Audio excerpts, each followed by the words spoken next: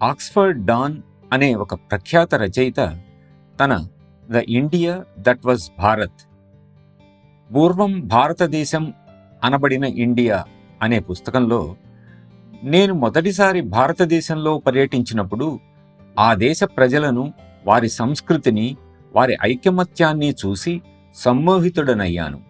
కానీ 25 సంవత్సరాల తరువాత మళ్ళీ వెళ్ళినప్పుడు నాకు భారతదేశమే కనిపించింది, భారతీయులెవరూ కనిపించలేదు.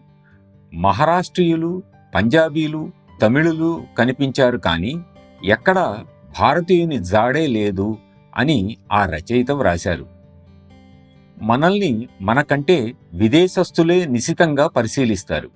అందుకే ఆధ్యాత్మికం యొక్క ఆవశ్యకత ఈ దేశంలో ఎంతో ఉందని అనిపించింది.